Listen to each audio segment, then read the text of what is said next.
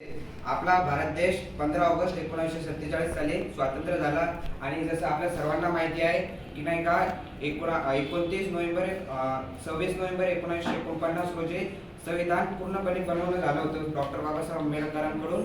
पण डिले का करण्यात आलं की नाही तर नदीच्या काठी पहिल्यांदा आपला तिरंगा फडकवण्यात आला होता. तर 26 जानेवारी 1950 मध्ये प्रजासत्ताक दिन म्हणून आपण साजरा करतो. संविधान या दिवशीपासून लागू झालं होतं. आणि संविधान म्हणजे काय तुम्हाला माहित नसेल, संविधान म्हणजे लॉ. माझं म्हणणं काय, सगळ्यांनी संविधान शिकलं पाहिजे. आपण जरी नीट किंवा JEE चे विद्यार्थी आहोत, पण we should know the constitution. So let me tell you about something about constitution. Constitution मध्ये आर्टिकल 19 आहे. कोणाला माहित आहे का आर्टिकल 19 काय आहे? तर हाच आपला प्रॉब्लेम आहे आणि नंतर शेवटी मी तुम्हाला सांगेल what was my problem. Sir, article 19 आहे की नाही का तुम्हाला बोलण्याचं स्वातंत्र्य दिलेलं आहे भारतीय संविधानाने. डॉक्टर बाबासाहेब आंबेडकरांनी आर्टिकल 19 नुसार तुम्हाला बोलण्याचं स्वातंत्र्य दिलेलं आहे. आणि सरकारचं काही जर चुकत असलं तर त्याच्याबद्दल तुम्हाला विरोध करण्यासाठी बी स्वातंत्र्य दिलेलं आहे. जे तुम्ही रोडवर बॅनर पाहता, कोणाचा नेता वगैरे असला त्याचं काही लावलेलं असला, अभिष्ट चिंतन सोहळा असला, हॅपी बर्थडे असला, काही जरी असलं तर ते कशाच्या भरोशावर आहे? आर्टिकल 19च्या भरोशावर आहे.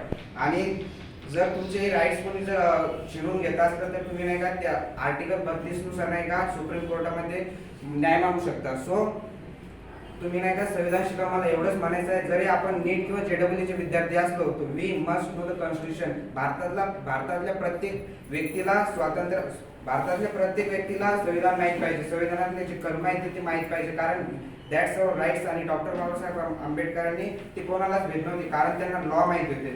जरी आपल्याला लॉ माहीत असले तर आपण कोणालाच घेऊ शकत नाही. आणि माझा एक प्रसंग सांगतो तुम्हाला. मी ॲज अ पास आउट 10 आणि मला त्यानंतर काहीच माहीत नव्हतं. आणि मी हळूहळू शिकत गेलो आणि मला कॉन्स्टिट्यूशनचं शिकण्याचा एक माझे मामा लॉयर आहेत, तर त्यांनी मला सांगितलं की तू शिक. आणि मी हळूहळू स्टार्टिंग केलं तर मला माझे राईट्स काय ते समजते. आता मी कुठेही गेलो तर मला कशाची भीती वाटत नाही, कारण संविधान आणि जे कलम आहे ते आपण डायरेक्ट कोणाला सुद्धा म्हणू शकतो. आर्टिकल 19 नुसार हे आहे आणि आर्टिकल 15 नुसार तुम्हाला काही भेदभाव करता येणार नाही. स्त्री पुरुष याच्यात सर्व समान आहे. आणि आर्टिकल 21 शिक्षणाचा अधिकार आहे. आणि 12 ते 35 पर्यंत जे अधिकार तुम्हाला दिलेले आहेत भारतीय संविधानाने, जर ते कोणी तुमच्यापासून छीनून घेत असेल तर आर्टिकल 35 नुसार तुम्ही सुप्रीम कोर्टामध्ये अपील करू शकता. सो माझं एवढंच म्हणणं आहे ॲट द एंड की जरी आपण नीट किंवा JEE चे विद्यार्थी असलो तर संविधान शिका आणि आपले जे हक्क आहेत ते माहिती करून घ्या आणि तुम्हाला जे